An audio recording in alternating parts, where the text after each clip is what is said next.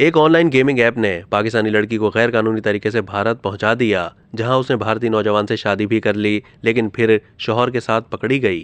पाकिस्तानी शहर हैदराबाद से ताल्लुक रखने वाली इकरा नामी लड़की को भारतीय पुलिस ने गिरफ्तार कर लिया। उसके साथ साथ भारतीय नौजवान मुलायम सिंह यादव को भी हिरासत में ले लिया गया, जिसने पाकिस्तानी लड़की को गैर कानूनी तरीके से भारत बुलवाया था। बेंगलोर पुलिस के मुताबिक मुलजिम मुलायम सिंह यादव उत्तर प्रदेश का रिहायशी है, जिसने पुलिस को बताया कि इकरा से 2022 में राब्ता हुआ और फिर मोहब्बत हो गई। नवंबर में इसे नेपाल बुला लिया, जहां से गैर महफूज सरहद के जरिए भारत में दाखिला मुमकिन हुआ। पुलिस के मुताबिक इस जोड़े ने नेपाल में ही शादी की और फिर बिहार पहुंचे।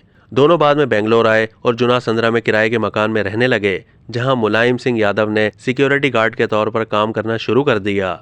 पाकिस्तानी लड़की इकरा ने अपना नाम बदलकर रुवा यादव रख लिया था। बेंगलोर पुलिस का कहना था कि लड़की ने पासपोर्ट के लिए दरख्वास्त दे रखी थी। वो वालिदैन और बहन भाइयों से राब्ते में थी। वो तकरीबन हर दिन अपने घर वालों को व्हाट्सएप कॉल करती थी। इन कॉल्स को इंटेलिजेंस ब्यूरो के अहलकारों ने ट्रेस किया और यूं ये जोड़ा पकड़ा गया। पुलिस ने मुलायम सिंह यादव और उसके मकान मालिक के खिलाफ मुकदमा दर्ज किया, जहां दोनों रिहाइश पजीर थे।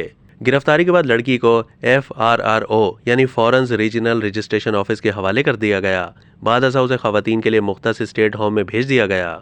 मुलजिम के खिलाफ धोखाधही, शादी छुपाने, गैर मुल्की की भारत में मौजूदगी की इतला न देने और कागजात में गैर कानूनी तब्दीली करने जैसे इल्जामात के तहत FIR दर्ज की गई।